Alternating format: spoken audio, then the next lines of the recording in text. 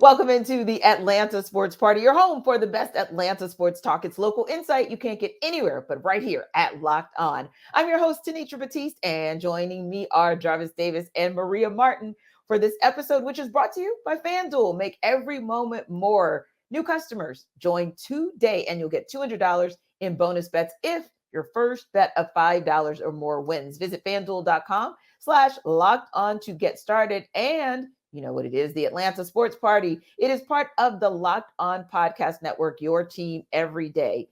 Now, fam, are the Falcons done filling the QB room? We will talk about that. And if we're not excited about the play-in, which we're not, are we at least excited about the guy who got us there last night? And as you can see, time to rep for the A. So let's get this party started. Maria, the Falcons have their $100 million quarterback in Kirk Cousins ready to go. But is it out of the realm of possibility that they take a quarterback in this year's draft? No, of course not. And especially because Raheem Morris said that they are definitely going to be adding a quarterback. They don't want to just have two arms in the barn. So he said they're definitely going to be adding a quarterback and that they would be open-minded as to how they do that. Could be before the draft, could be after the draft, could be the draft. I think it just depends on what's available. They've spoke really highly of this quarterback class in particular, and I think there's a lot of draft capital there. I think that there's a lot of depth in this quarterback class. There should be no reason why you can't at least explore the option of going to get one, save yourself some money. It's very possible. So no, I don't think it's out of the complete realm of possibilities. He's made it very clear that he wants 3 QBs. Just don't know how that's going to come about. Exactly. So, of course, Jarvis, we know we've got Kirk Cousins. Earlier in the week, we had a report about Taylor Heinicke coming back and taking a pay cut to make some more room for this front office to work with. But then the question becomes, do they work with those dollars to get themselves another QB who's a veteran? Or do you think they might go after another QB, to Maria's point, in a draft class that might be a little sneakier good with the depth at QB than maybe we give it credit for? Oh, absolutely. I think they are absolutely going to go to draft right. Specifically, if you're saying right now, given where they are from a cap standpoint, like like $6 million, which is probably going to be able to get you your draft class overall, right? And of course, you want to be able to operate a little bit for those veteran players that you want to probably fill in on some roles on the defensive side of the football, and maybe bringing some depth on the offensive line as well. So I think you're going to have to be able to move some money around for those pieces. And I think that you can go and get you a young, cheap guy, maybe a guy like a Spencer Rattler or Joe Milton. Those guys, for me, are developmental guys, and that's what you want in that third string role, right? Because we know what Kirk Cousins brings to the table if healthy. And we know Taylor Heinicke is a backup quarterback. That point blank period. There's nothing else to even talk about that, right? It's from based off what we've seen last year. So I think that bringing a developmental guy, a young guy like a Spencer Rattler, like a Joe Milton, and potentially if somebody falls, right? Because somebody's going to fall, I feel. Because it's going to be those top 3. Inevitably. It's inevitable that somebody's going to fall, and I think that somebody might fall in their lap. Maybe a guy like a Michael Penix. I know people got all up in arms when I put that out in my little mock draft, and I like to play around the mock draft. It's April, it's mock draft season, so I'm gonna be doing that, throughout this month of April. But I really feel like that you have to prepare for all scenarios, especially when you have a deep quarterback draft class like you had this year.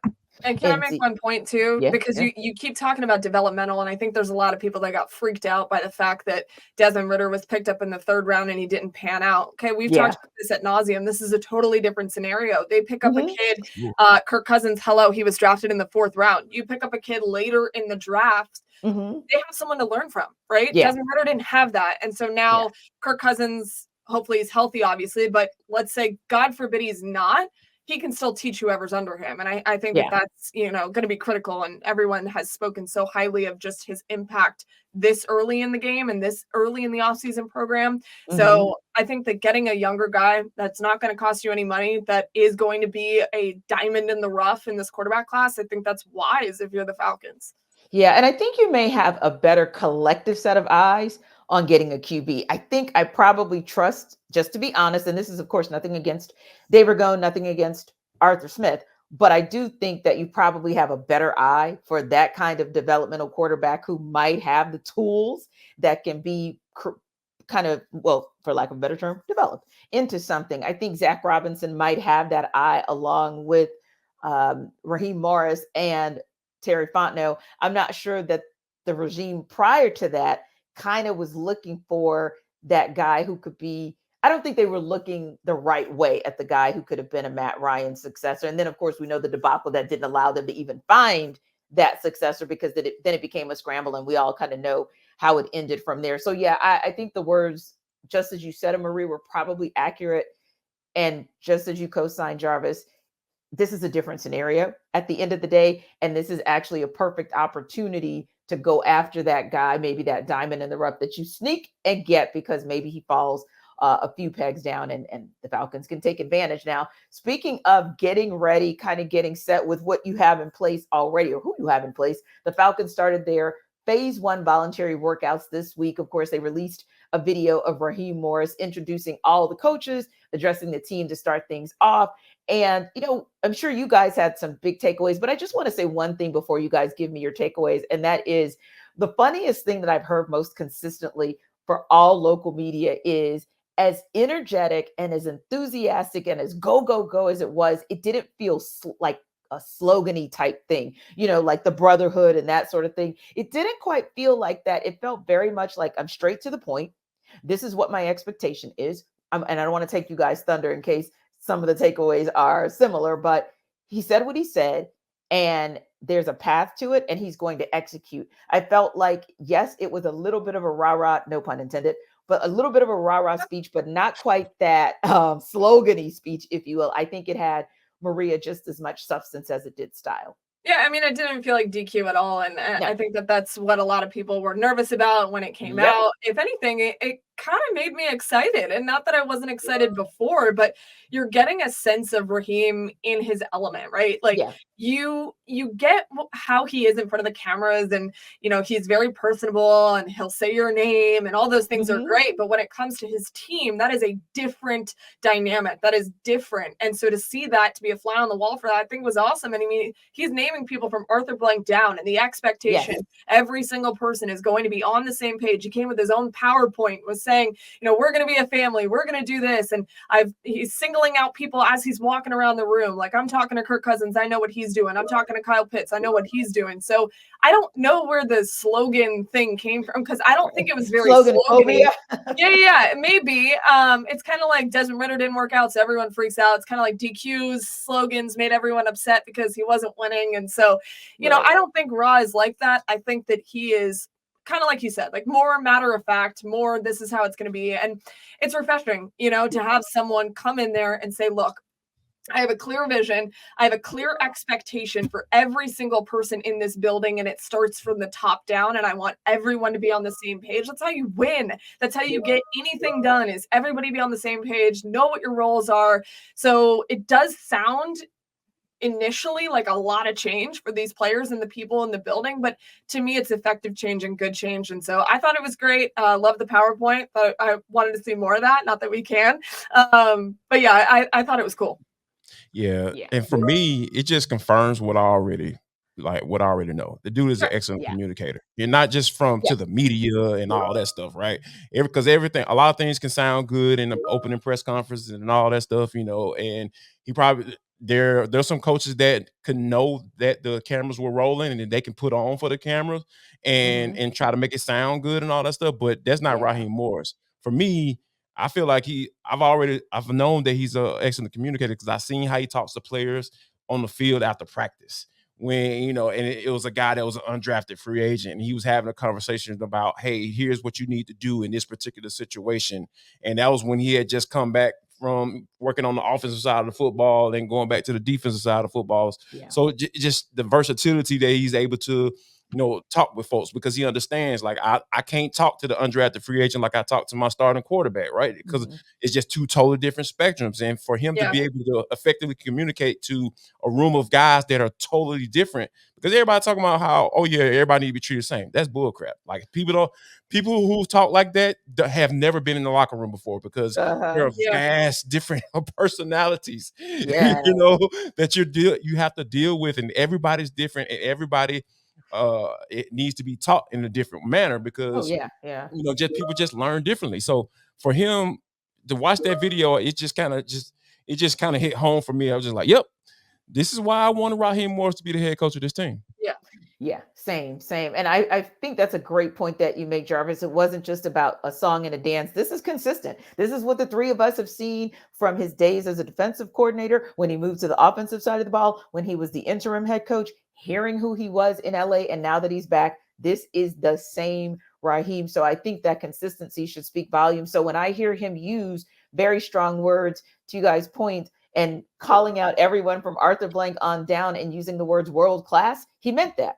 Because he's level setting, he is setting the expectation early that everyone is going to be expected to perform and give at their best at that level. And I think that's what you have to do out of the gates. But again, it's consistency. And I think fans are going to see as they go along, like, oh, wait a minute. Yeah, this guy has that same expectation in week 1 as he does in week 17. Same expectation if we win or if we lose. We've got to come back and reset. It's going to be the same. I think fans are going to appreciate it as time goes on. Now, I'm going to just tell you guys, and I'm going to speak for my coworkers and say, play in.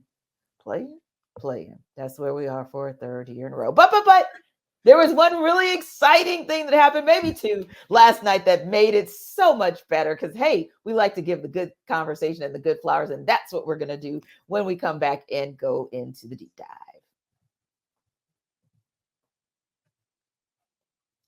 This episode of our Atlanta Sports Party is brought to you by FanDuel. And FanDuel is absolutely right in saying that the sports calendar is loaded, because it's like everybody's back. The Falcons are back because they're starting off-season programs this week. And of course, the Hawks are wrapping up the regular season, but we'll talk about some of what they're about to do in about a week and a half. And of course, baseball is back, and so is soccer. All of it's there for you with FanDuel. And you can make it even more exciting to get in on the action right now, because new customers, you get $200 in bonus bets with any winning $5 bet. Again, that's $200 that you can use now that the weather's clearing up and you probably want to be outside. So you can use that money to bet on a tournament, NCAA men's tournament and women's tournament. That one's a big one. MLB, NBA, NHL, and so much more. So visit FanDuel.com/lockedon and make your first bet a big win. Again, that's FanDuel.com/lockedon, because FanDuel is America's #1 sportsbook.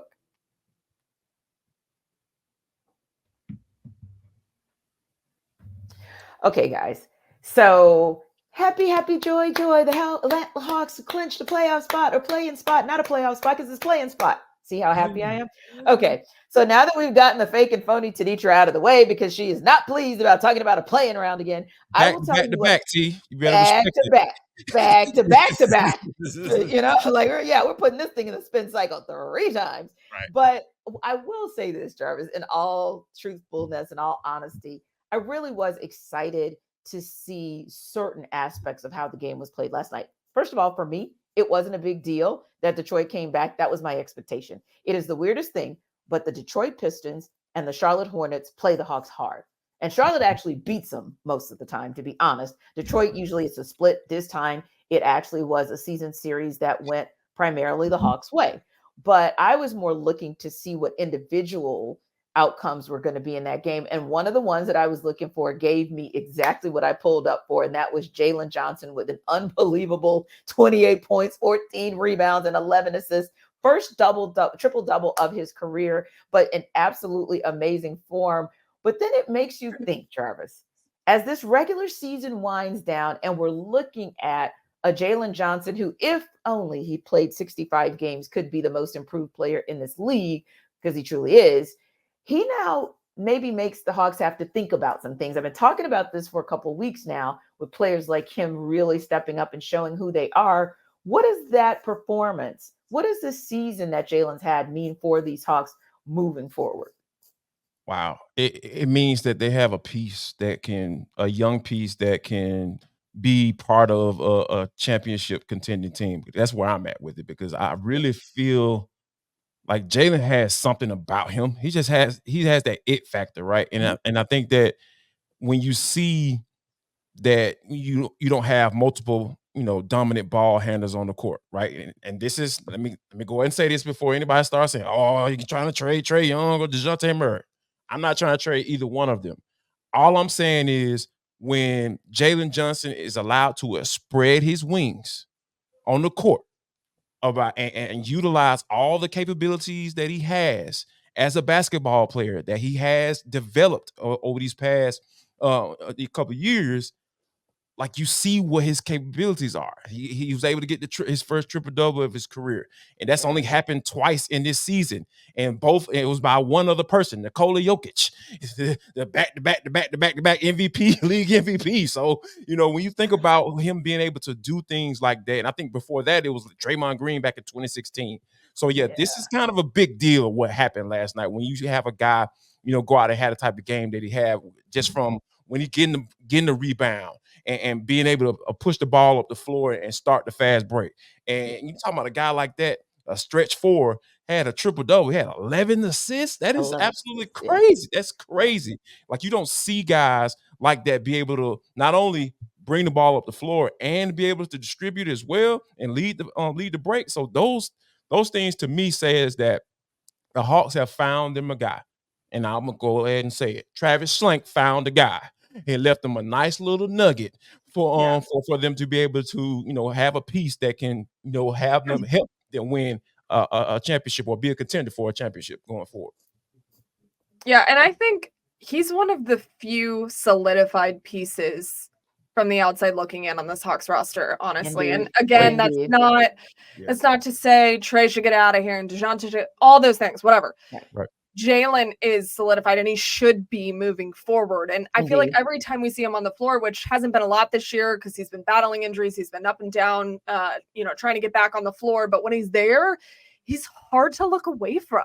And there's something for that. He's playing electric basketball and exciting basketball, and he's good, and he's a difference maker, and he gives you another option on defense. Defensively, he's very good. He's good in every aspect. And I think he continues to get better. And if you listen to Quinn Snyder early on when he was talking about specifically Jalen Johnson, he would sing his praises, but also say there's so much potential to be untapped here. Yeah. And look what's happening. I mean, every time we see him out here when he's healthy, this is a different player that you want to invest in. And I am full send, bring him on to be a part of something in the future in Atlanta. And you have to, because this league is going to a point in a place where if you're a 4 and a 5, you have to be versatile. Jarvis, you called out the perfect name, Nikola Jokic, because he is the ultimate that shows, yes, I am dominant in the paint. I'm going to go out on the wing and defend. I'm going to go out on the wing and shoot the ball. And that's what you're looking for in 4s and 5s. And that, to me, and I know, Jarvis, you have a follow-up too. So I'm going to throw this to you, lob it to you, and do your follow-up and answer this one at the same time, because your feedback and insight, your thoughts on Jaylen Johnson bring you to the question of what you're going to do with Clint Capella, because Clint Capella is more of your throwback in that 4 or 5 space. Onyeka Okongwu is more in your Jaylen Johnson space. And that's kind of where the league is going. So as great as Clint Capella's last 15 games have been, which he's averaged a double-double for half of those games, and he looks like old CC, but he's not a stretch C, if you will. So like I said, I know you got to follow up, so go for it. But tell me your thoughts on what the Hawks' dilemma will be with him. So I want to speak to what Maria said about Quinn Snyder, right? Because I think that him seeing all of that untapped talent, right? I think that's kind of been a big reason why he's been able to develop into the player that he is as well. Because that him playing down in College Park. And, there was a reason why he wanted him to go down there last year. And then for them to be able to just kind of like the developmental system down there, I think that kind of goes. And T, you're very familiar with, doing sidelines for them down in College Park. I just, there's something going on down there, just from a developmental standpoint. And you got to give those guys kudos as well. So, but I think that Quinn Snyder, head coach, being able to recognize what he has in a player. And I think that Quinn Snyder has talked to some different people who, work with him in Utah. They like that's just what he does. He kind of understands that. But just as far as the dilemma goes, I think that the reason why it's a dilemma, because I think, when you look at that old school big, like, I still feel like that's still room for that on current NBA rosters. But I just think that it can't be Capella in the form of a $20 million contract, right? Like, annually. So I think that him playing like this, I think a current championship contender might see some value in that, because he's going into his last year of his contract in the 24-25 season. I feel like there'll be some value there. But it's, you got to have guys like Onyeka step up. And I think that, he drafted Muhammad Gay. I don't even know what he is. Bruno starts to develop a little bit. So is Clint Capella better than those guys that I just named right now? As far as Bruno and Muhammad Gay, absolutely. You can put them together and Clint's still better than those guys. So, but I think that in order for them to kind of move on, they got to have a firm plan, because I feel like Onyeka can be that starting five for you, but you have to have somebody kind of old school that's just go out there and get a double-double for you on a nightly basis. But I think that needs to be a backup center. I don't think that needs to be your starting center, because the way Quinn Snyder kind of does things, I think that his system doesn't fit for an old school center to be a starter. I think Clint has been able to shine a little bit is just finding ways to kind of fit in with that system these last few weeks. But to ask him to do that across like 82, well, he's not going to be there for you for 82 games. We'll say 65. But to ask him to do that for you for 60 or 65 games, it's just not his game. So like you said, I think that might be where the challenge is. But maybe if you go for that as a backup center, you do two things. You get somebody who can go in there and bang for you here and there without getting into foul trouble like Bruno often does. And on the same token, you could probably get that backup center at half the price. But one more thing before we wrap that I wanted to share as well, that you guys both sort of alluded to, and I thought, some symmetry here. We talk about what led to the exit of Arthur Smith, and that was choosing the wrong quarterback. Nate McMillan chose not to develop Jaylen Johnson. He chose not to lean into that, because remember, Jalen was at College Park when he was here too. And he chose not to lean into that. Whereas, like you said, there's a developmental piece. Kobe Buffkin as well. Kobe Buffkin had a nice game last night too. Sure. And he's had a nice couple of games coming back too. So yeah, if they can lean into that developmental piece, I think that should educate and inform Landry Fields and company on what they should be focusing on at this draft and this offseason as well. But speaking of focus in on the A good people, because that's what we're doing in around the metro.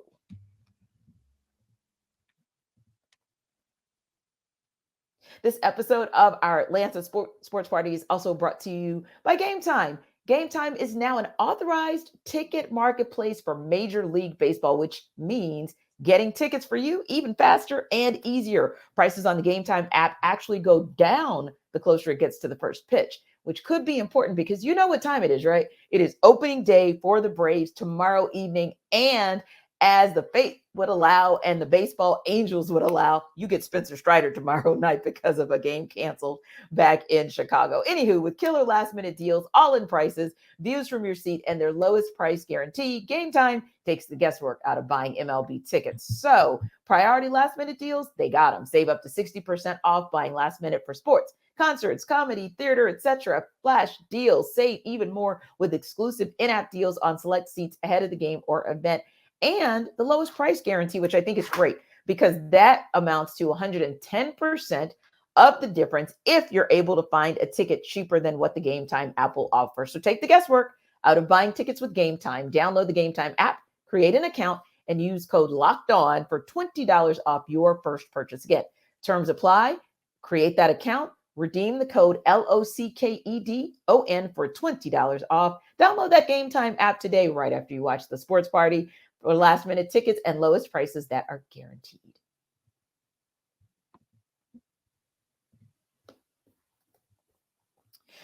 Okay, guys, it is your, mine, and everybody else's favorite day here in the A, and that is, woohoo, it is 404 day. I think that's so cool. And you know what? I thought about this too. This is kind of corny, but I'm just going to say it anyway. No such thing as corny on this show. T, come on, man. We're corny like every all part of the cool kids. right, exactly. We're like the cool nerds, you know? Right. Remember they were Heck like cool yeah. nerds in There we go. school? I love That's it. who we Yes. are. That's who we are. Nerd. So we're doing this rapid fire style because we absolutely love so many things about this city. The two transplants, Maria and me, and of course Jarvis, the native. So Maria, I'm going to start with the transplant because Jarvis is a gentleman, so he'd want this transplant to start. Number one, what type of food does ATL do best? This is a really hard question. And when I saw this before, I'm like, ATL's sneaky a foodie city. It's become such a good food city. There's so much good food here. And if you're not thinking it's a food city, get out of your house and go eat. Yeah. But I think I'm going to have to go with wings. And I think wings are the best thing here. You know you're from Atlanta when you eat wings. Speak on it. Oh, you've made that dude happy. You made him happy. It's the homie right there. That's what I'm talking about. What? Come on now. And then let me add to that, Maria. Of course, because he knows I don't eat wings. So you know what I'm saying? You put it, Allie, I'm coming in right now. I'm talking about the lemon pepper sprinkle on that doggone thing. With the peach drink. Come on now. Mix that bad boy with those. Come on. Ooh, what? Ooh. And people talking about American Deli, shaming the devil on Twitter and everything. Like, I get it. Nowadays, it's a little sketchy, depending on which one you go to. But back in the day, gosh, that 10-piece with the fries, pretty great. Talking about an excellent meal. It was a luxury to go to South DeKalb Mall back in the day and go get hit that American Deli and just relish in the moment of that steam coming through that plate. They used to poke the holes in it, so you know what I'm saying. Your fries won't get all soggy and all that stuff. Right? I tell you, like the only wings that I like are, and I do. Hey, the American Deli in Hapeville, low key, that's the spot. Just so everybody knows, like right by the airport, that's the best one. But the one that I like for wings, because Maria, believe it or not, Jarvis knows I don't eat wings. But what's that spot you told me to go to, Jarvis? I know, bless me. Is it JJ's or JJ's? JJ's Fish. Yeah. I do like JJ's Fish and Wings now. Yeah, those wings are, they're the truth. But my favorite extra seasoning, T. Better tell them now. That's the whole order. Right, like that extra seasoning, you totally have to get both. The food I like in Atlanta is just brunch. Boom, like breakfast. Atlanta does brunch really well. Yeah. Like we brunch. So I'm just gonna throw it out there as brunch. Okay. So our next one, Maria, is 2 out of 3 party hosts are transplants. What brought you here? And then Jarvis, what keeps all 3 of us here? You want me to start? Yes, ma'am. Okay, well, what brought me here is my job, so that's no secret, but I'm so glad that it did. I could have chosen not to take this job and not to come here, and actually at the time, I was weighing between coming here and to a different city and in Florida, which is where I'm from, and I actually chose to come here just because I knew it was very much a city of opportunity, and it has turned into that for me. And I stay here because I love this city so much. I mean, my friends have become my family here. The teams are, if they're not good, they're at least interesting. And it's just been a wild ride, and it's awesome. I love it. We're glad you are here. Yes, absolutely, for sure. And for me, like the one thing when I first, because I got into this industry a little late, right? It took me some little time to figure out what I wanted to do with my life after I, failed at playing football. So people told me like, "Hey, man, you're gonna have to move. Like, you're not gonna be able to start out in the city of Atlanta," and that has been such a lie to me because I got my first job, my first radio gig here in Atlanta, and I just kind of continued to work here and haven't been able to find really good gigs and be able to gain a lot of experience. So I am super happy that I've been able to, continue to work in this city. And, as far as long as, Locked On will continue to have me, I'm going to, stay in Atlanta. So yeah, I love working here and I love like living here and growing up here. Just so many different things that I've been able to experience. Like when I've traveled, even when I was playing ball, I just saw how cities were so much different than Atlanta because for sure. you get spoiled. You get spoiled with how things are down here. And when you go to other cities, you're like, oh, it's not like that around here. But yeah, I'm just being spoiled, being spoiled by the city of Atlanta and from a professional standpoint and a personal standpoint. The culture is so great here. I love the culture here. I feel like it's so unique and you don't get that in other big cities. And so it's only evolutionizing too. The bigger the city gets, which we all hate that traffic is getting worse, but I can stay at home, Yeah, right. We are full. But the good thing is it's one of the most diverse cities I've ever been to. And I know that big cities are always diverse, but this one's just different. And it's nice because I feel like there are a lot of people that are accepted within the city of Atlanta. And I like that. I like being around so many different people from so many different walks of life. I think it's so cool.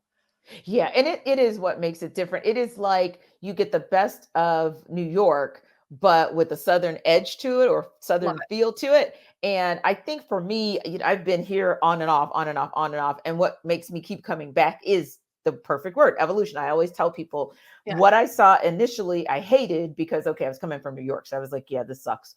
But of course, because I mean, everything kind of pales in comparison to like the tri-state because it just moves differently. But once you start see the infusions, people from Florida to Maria's point, people from the Midwest, Chicago and Detroit, LA, DC, New York, when that influence was welcomed and embraced in the city, that's when I started to see things change and I started to see the city become what it's become. And that's why I love being here. And everybody has to come through here. I mean, every other week I'm getting a text from somebody, hey, I've got a conference here. Hey, I'm coming to the concert. It's in my city, but I'm going to come see it in Atlanta. That's what people do. So I think that's kind of one of the things that makes our city really amazing. And also, I know that each one of us, this is what I'm going to say, other than the Braves, because this is a show that absolutely loves the Braves because Maria and I grew up on the Braves outside of the city and Jarvis is from here. And listen, that's all we know. So my question to you, Jarvis, is what's your team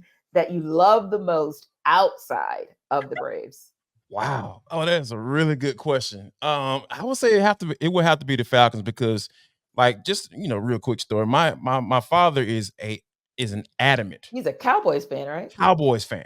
Yeah. Adamant. And growing up in the house was just like, nah, I can't be, jumping on that team because, in the 90s they were amazing. I was like, all right, cool. I followed them, I know all the teams and everything and all that stuff, but I gotta represent the home team. So, when people see me get upset in the Falcons postcast and all that stuff, that's because I want them to do well. Man, some days it might not sound like that, but I want this team to do well. So yeah, it has to be the Falcons because that's the sport I grew up playing. So I just want to see this city get one. Like, can we get one for the city? I get the Falcons organization, all that stuff. Been in the Super Bowl twice, all that get. So can we get one for the city? Because it's so great. We've been talking about it for the past 6 or 7 minutes. This is a great city. We need a Super Bowl. Let's do it. Yeah. How about you, Maria? Yeah, for me, it's also the Falcons, and it's not like this isn't a championship city. We've had a couple in the last couple of years, and I think it's ready for a Super Bowl championship. It hosted the Super Bowl, did a great job. Atlanta looked beautiful. I wasn't a part of that yet. I wasn't here yet, but I know how well it went. And so why wouldn't a Super Bowl championship for the Falcons do well? I mean, the city deserves that. And it's been a long time coming and, hopefully it does happen. And I'm a Dolphins fan. Anybody that knows me knows I grew up in Florida. So like, the aqua, I just love the Dolphins so much. Yeah. But then I was like, I'm covering the Falcons, the Dirty Bird. Like, are you kidding? That was the coolest thing I had ever seen when I was small. And so it's cool to be around a team that, granted, needs to do better. And we think they're going to do better. Okay. Yes, we do. Yeah. But it's just, I don't know. Everything around the Falcons is so cool and so great. And I just love the vibes around the Falcons. So imagine if they were winning and a Super Bowl came here. I mean, come on. I can't even. Oh my gosh. Yeah, the city would be lit. Like we haven't seen lit quite yet. Yes. But if a Super Bowl championship comes to this city, courtesy of the Falcons, it is. And I have a lot of admiration for the organization, for Mr. Arthur Blank. Of course, I'm a diehard Steelers fan, but I am from Louisiana. And so I understand a long-suffering fan base. And I know what it did when the Saints were finally able to put that to rest. And so I definitely want that for a team that I've been covering for this long. But for me, you guys already know it's the Hawks. It's going to be the Hawks because of course I work for them. But in all honesty, that was my first beat. Like Jarvis, this isn't my first career. And when I finally got the opportunity to be a reporter, the first press conference, the first practice, the first anything that I ever did as a reporter was Mike Budenholzer's opening press conference. Nice. So yeah, exactly. And so everything that I've done, all the growth in my career, from being the in-game analyst for the Hawks to the Hawks sideline reporter, and now doing color commentary from time to time, everything is around ball. So and with me having lived in New Jersey for years, ball is everything up there. Basketball, that's what you say, ball. But yeah, ball's everything up there. So it was just kind of that natural progression for me to love the Hawks. But I have also an affinity for United because it's just cool. Like the whole soccer thing is it's cool. It's a good look for the city. And I do think we talk about the evolution of the city. Arthur Blank and what he's been able to do with Atlanta United to evolve this city into having a true fourth team. And to Maria's credit for keeping us abreast of what's going on in hockey, the potential to get a fifth team back here. Let me tell you something. It's just, it might be 404 day to day, but I'm telling you, it's a all day, every day. This is an amazing city that we appreciate living in. We appreciate being able to cover the sports teams, and we appreciate our fan base here as well, because you guys always rock with us 24/7, just like how you can stream us. It's all things Atlanta sports 24/7. So don't forget to like and subscribe to our YouTube channel as well. And you can get us free and available wherever you download your podcast. Enjoy the 404 day, and we will see you on the Atlanta Football Party Monday. We'll be talking Falcons.